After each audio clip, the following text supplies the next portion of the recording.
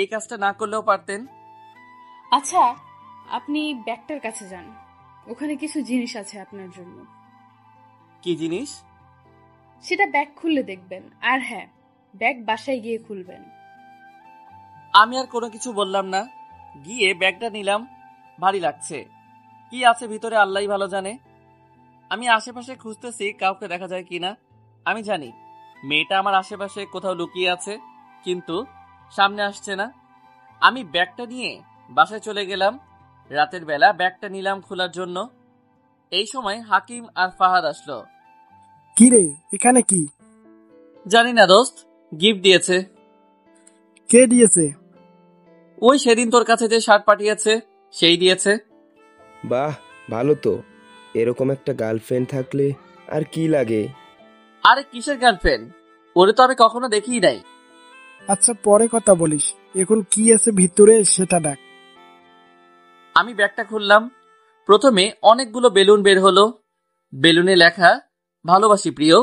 তারপর অনেকগুলো চকোলেট, 2টা গেঞ্জি, একটা ঘড়ি আর পেন্সিল দিয়ে আঁকা আমার একটা ছবি ওয়ালমার্টে সাজানো। বাহ, সুন্দর তো। এই নে, চকলেট খা। তোরা খা, আমার ইচ্ছে নাই। ইচ্ছে না থাকলে বাইরে গিয়ে বস। আমি বাকরুদ্ধ হয়ে গেলাম। এতগুলো গিফট দেওয়ার মানেটা কি? মেয়েটা কি সত্যি আমাকে ভালোবাসে? ভাবতে ভাবতে আমি বারান্দায় গেলাম। তখনই মেসেজ আসলো। কি গিফট পছন্দ হয়নি? আমি রিপ্লাই দিলাম, এগুলোর মানে কি? মানে খুব সিম্পল, আমি আপনাকে ভালোবাসি। গিফট দিলেই কি ভালোবাসা পাওয়া যায়?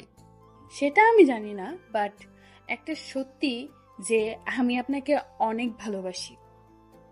আচ্ছা, কল দিচ্ছি। মেসেজে কথা বলা আমার ভালো লাগে না। আমি কল দেওয়ার আগেই সে কল দিয়ে দিল। আমি কলটা ধরে সালাম দিলাম, তারপর কথা বলা শুরু করলাম। কি করছেন এখন? আপনি তো সবই জানেন, তাহলে জিজ্ঞেস করছেন কেন? আপনার মুখ থেকে শুনতে ইচ্ছে করছে। আপনি প্লিজ এগুলো বন্ধ করেন, আমার ভালো লাগছে না। কেন, আপনার ভালো লাগেনি? এভাবে ভালোবাসা হয় না। তো কিভাবে হয় শুনি? এত কিছু আমি বোঝাতে পারবো না।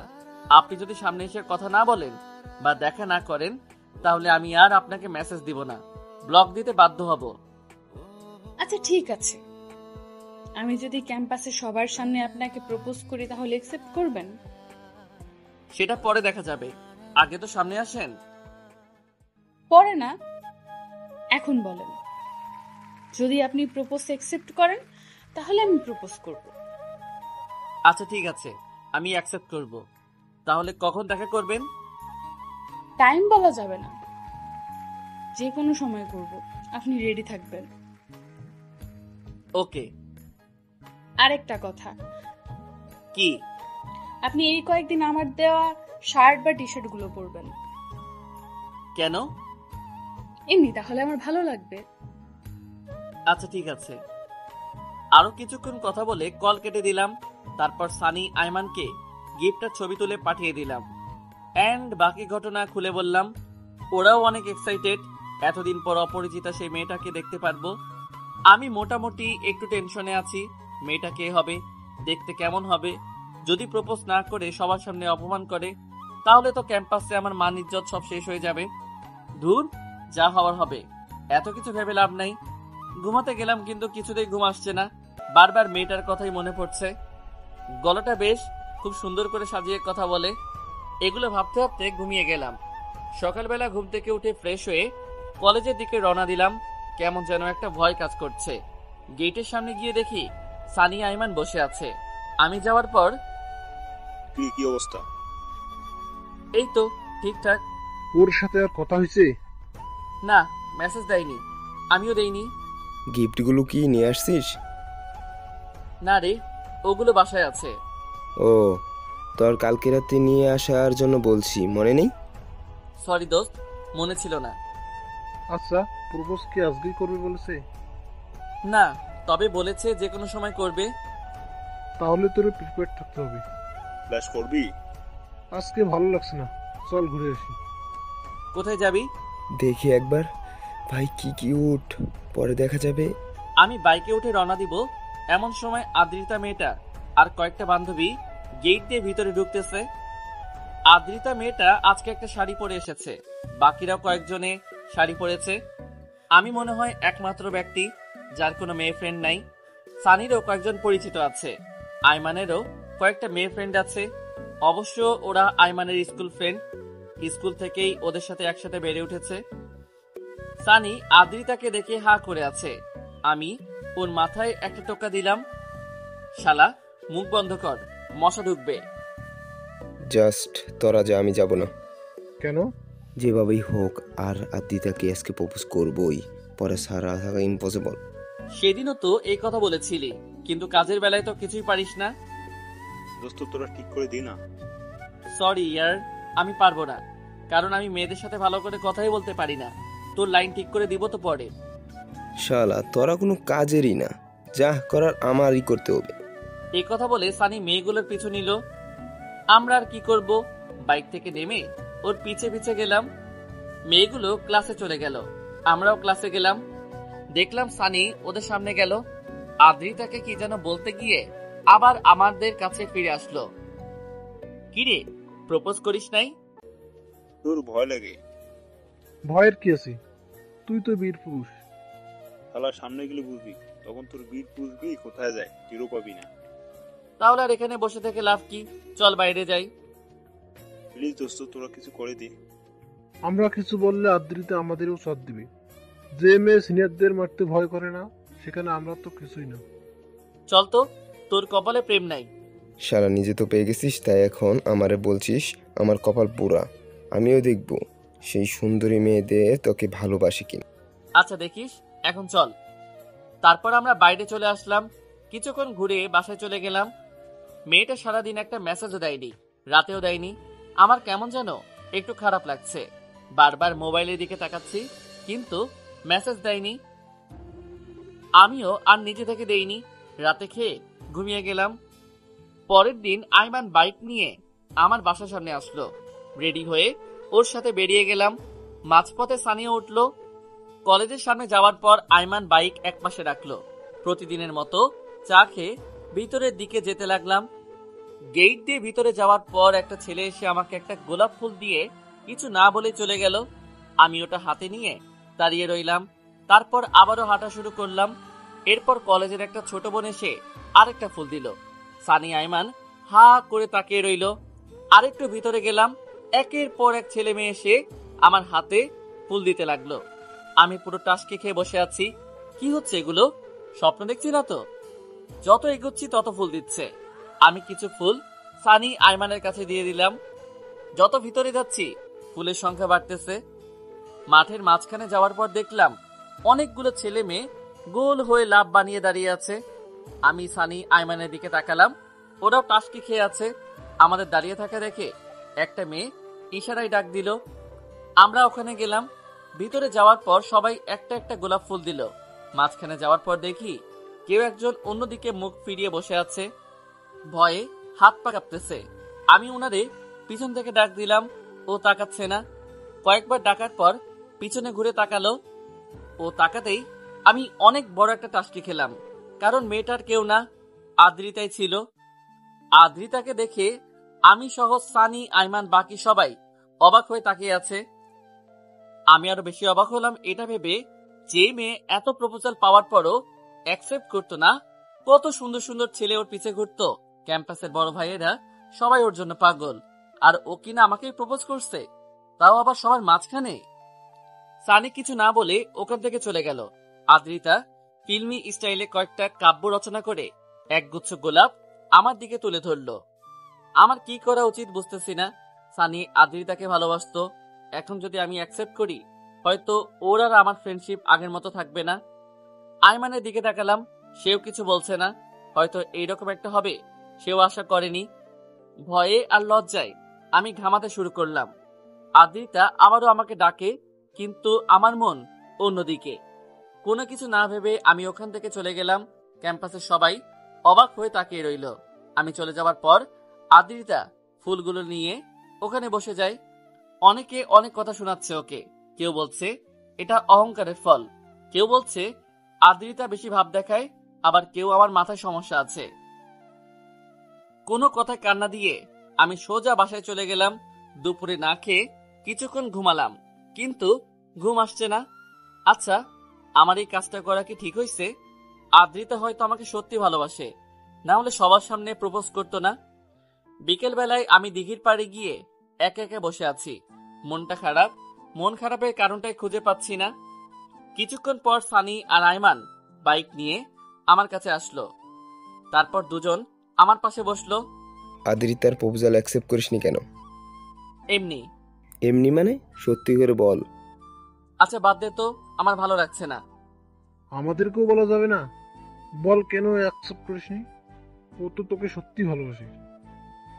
দেখ, তোদের জন্য আমি এইরকম হাজারো আদ্রিতাকে রিজেক্ট করতে পারবো, কিন্তু তোদের মনে কষ্ট দিতে পারবো না। কেন?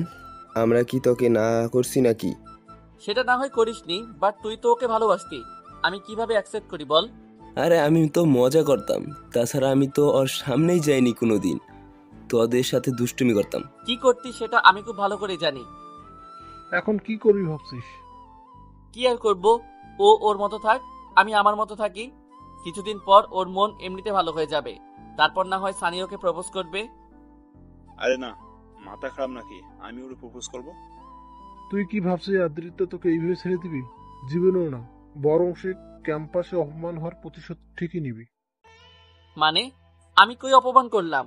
শোন, আমি খবর পেয়েছি ওর কাজিনরা সবাই তোকে মারার জন্য প্রোগ্রাম করতেছে। আমি তো কিছু করিনি। যেটা তুই আর আমরা ভাবছি, বাট ওরা তোকে মারবে এটা শিওর থাক। শোন, আমার মাথায় একটা বুদ্ধি আছে। কি? তুই কয়েকদিনের জন্য গ্রামের বাইরে চলে যা। ওখানে তোর আব্বু আম্মুর সাথে থাকলে ভালো হবে, তাহলে ওরা তোকে খুঁজে পাবে না। কয়েকদিন থাক, তোর মনও ভালো হবে, আব্বু আম্মুকে দেখতে পারবি, পাশাপাশি ওদের রাগটাও কমে যাবে। তুই এসে আবার ক্লাস করিস। কিন্তু এখন যাওয়া কি ঠিক হবে? এরে এত কথা বলিস কেন? তুই কালকে সকালেই চলে যা, এটাই তোর জন্য ভালো হবে। আমরা মোবাইলে যোগাযোগ করব। আচ্ছা দেখি। এরপর ওদের সাথে আরো কিছুক্ষণ আড্ডা দিয়ে বাসায় চলে আসলাম। রাতের বেলা ব্যাগ গোছাচ্ছি, এমন সময় হাকিম আর ফাহাদ আসলো। কোথাও যাবি নাকি? একটু বাড়িতে যাব, অনেকদিন ওনাদের দেখি না। ওই দিকের কি খবর? কোন দিক? আরে মেসেজ আলী। আমি পুরো ঘটনা শেয়ার করলাম। তুই পাগল নাকি? এভাবে চলে আসতে পারলি? আমি কিছু না বলে আম্মুকে কল দিলাম, আগামীকাল আসবো সে খবর দিলাম। আম্মু অনেক খুশি। তারপর খেয়ে ঘুমিয়ে গেলাম। পরের দিন সকালে তাড়াতাড়ি ঘুম থেকে উঠলাম, ফ্রেশ হয়ে নাস্তা করে ফাহাদ আর হাকিমের কাছ থেকে বিদায় নিলাম। নিচে আইমান ছিল, ওর সাথে বাইকে করে বাস স্টেশনে গেলাম। মাঝপথে সানিও আসলো। টিকিট কেটে ওদেরকে বিদায় দিয়ে বাড়ির দিকে রওনা দিলাম। গাড়ি চলতে শুরু করলো। বারবার আদ্রিতার কথা মনে পড়তে লাগলো। তার মানে আমিও কি আদ্রিতাকে ভালোবেসে ফেলেছি? ধুর, এটা হবে না। রাস্তায় আম্মু কয়েকবার কল দিয়ে জিজ্ঞেস করলো আর কতক্ষণ লাগবে, কতটুকু এসেছি। বাড়িতে যেতে যেতে প্রায় 2টা বেজে গেল। বাড়িতে যাওয়ার পর সবাই এসে জড়িয়ে ধরলো। দুপুরে খেয়ে একটা ঘুম দিলাম। বিকেলবেলা বের হয়ে কিছুক্ষণ ঘোরাফেরা করলাম, কিন্তু কিছুতেই ভালো লাগছে না। মনটা ওখানে রয়ে গেল। এভাবে খেয়ে ঘুমিয়ে 2-3 দিন চলে গেল। সারাদিন মন খারাপ করে বসেই থাকি। অবশ্য আম্মু কয়েকবার জিজ্ঞেস করছে আমার কিছু হয়েছে কিনা। মুচকি হাসি দিয়ে এড়িয়ে চলি। পরের দিন বিকালবেলা আমি একটা নদীর পাড়ে গিয়ে বসে রইলাম। নদীতে ছোট ছোট ঢিল মারতেছি। এমন সময় কেউ একজন এসে আমার পাশে বসলো। তাকিয়ে দেখি আদ্রিতা। এটা নতুন কিছু না। ওখান থেকে আসার পর থেকেই আমার কেন যেন মনে হচ্ছে আদ্রিতা আমার পাশে আছে। এখনো মনে হচ্ছে আদ্রিতা এসে পাশে বসলো। আবারও স্বপ্নে চলে আসলেন, তাও আবার এই ভর দুপুরে। তার মানে আপনিও আমাকে ভালোবাসেন? সবকিছু প্রকাশ করতে নেই। এখন বলেন, এই ভর দুপুরে স্বপ্নে আসার কারণটা কি? আমাকে কি একা থাকতে দিবেন না? এটা স্বপ্ন না, বাস্তব। কেন মজা করছেন? সে আসার পর থেকে এইভাবে আমার চারপাশে ঘুরঘুর করছেন, আর এখন বলছেন স্বপ্ন না। বিশ্বাস না হলে একটা কাজ করি। কি কাজ? একটা চিমটি কাটি, তাহলেই সব ক্লিয়ার হয়ে যাবে। ওকে ডান। আদ্রিতার দিকে আমার একটা হাত বাড়িয়ে দিলাম, ও চিমটি কাটলো, আর আমি ব্যথায় লাফিয়ে উঠলাম। আজব তো, এ তো আসলে আদ্রিতা, ওইখানে কি করে? আমি অবাক হয়ে ওর দিকে তাকিয়ে রইলাম। তারপর ধাক্কা মেরে নদীতে ফেলে দিল। হঠাৎ করে পানিতে পড়ে আমার অবস্থা একদম খারাপ হয়ে গেছে, ভিজে অবস্থা শেষ। এটা কি করলেন? কোনটা? ধাক্কা দিলেন কেন? বেশ করেছি। আমাকে ওখানে একা রেখে ফেলে আসার কারণ কি? সেটা পরে বলবো, আগে বলেন আপনি এখানে কি করছেন? এখানে আসার ঠিকানা দিল কে?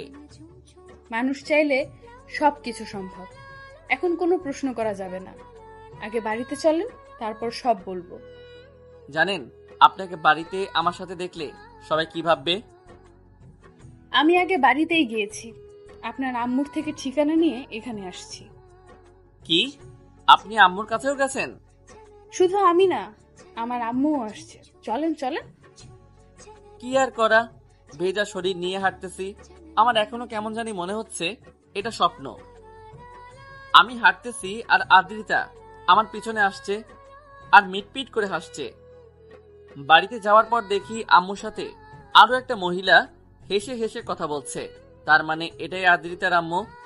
আমি ওখানে গিয়ে উনাকে সালাম দিলাম। উনি সালাম নিল, তারপর জিজ্ঞেস করলো আমার এই অবস্থা কেন। আমি আদ্রিতার দিকে তাকালাম, উনারাও বুঝে গেল। আম্মু বলল তাড়াতাড়ি ফ্রেশ হয়ে উনার সামনে আসতে।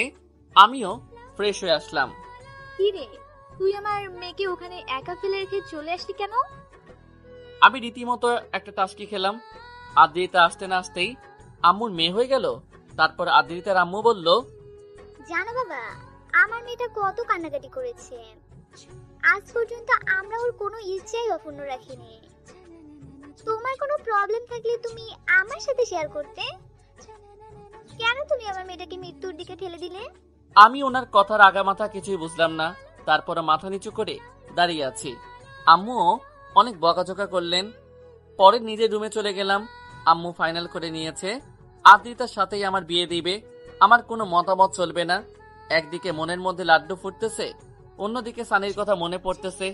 কি করব কিছুই বুঝতেছি না। রাতের বেলা আমি বাসার ছাদে গিয়ে বসে আছি, চাঁদ দেখতেছি। কিছুক্ষণ পর আদ্রিতা এসে আমার পাশে বসলো। কি করেন? কিছু না। আচ্ছা, একটা কথা জিজ্ঞেস করব? বলেন। আমাকে ভালোবাসার কারণটা জানতে পারি? সবকিছুর কারণ বলা যাবে না, তবে এতটুকু বলতে পারি আপনার সাধারণ চলাফেরা আমাকে ভালো লাগিয়েছিল। আপনি অন্যদের মতো না, একটু ভিন্ন। এটাই আমার ভালো লাগে। আর কিছু বলতে পারবো না। এখানে আসা ঠিকানা কে দিল? আর আপনার আম্মু বলল আমি আপনাকে মৃত্যুর দিকে ঠেলে দিয়েছি, এর মানে কি? আপনি সেদিন আমার ভালোবাসা গ্রহণ না করার কারণে রাতে আমি অনেকগুলো মেডিসিন খেয়ে ফেলি। শরীরটা ঠান্ডা হয়ে যায়। তারপর আমার আর কিচ্ছু মনে নেই। চোখ খুলে দেখি আব্বু আম্মু আপনার দুই ফ্রেন্ড আমার পাশে ছিল। তারপর সানি আর আয়মান আমাকে সবকিছু খুলে বলেছে। এটাও বলেছে যে আপনিও আমাকে ভালোবাসেন। তারপর আম্মু আব্বু আমার কথা মতো এখানে আসতে রাজি হয়ে যায়। এরপর সানি ভাইয়ের থেকে ঠিকানা নিয়ে সোজা এখানে চলে আসলাম। আপনার আম্মুকে ইনিয়ে বিনিয়ে অনেক মিথ্যা কথা বলে পটিয়ে ফেললাম। বলেছি আমাদের অনেক আগে থেকেই রিলেশন ছিল। আপনি রাগ করে এখানে চলে আসছেন। বাহ, আপনারা পারেনও বটে। আপনার নীল কালারের কোনো পাঞ্জাবি আছে? আছে তো। কেন? চলেন না একটু ঘুরে আসি। ঘোড়ার সাথে পাঞ্জাবির কি সম্পর্ক? আপনি নীল পাঞ্জাবি পরবেন আর আমি নীল শাড়ি।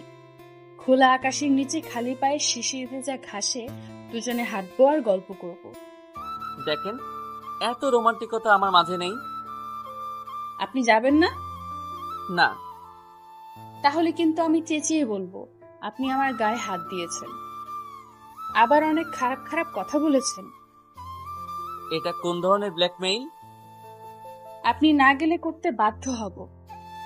আচ্ছা, চেঁচানোর দরকার নাই, আমি আসছি। আরেকটা কথা। আবার কি? এখান থেকে চলে যাওয়ার পর ক্যাম্পাসে আপনি সবার সামনে আমাকে প্রপোজ করবেন।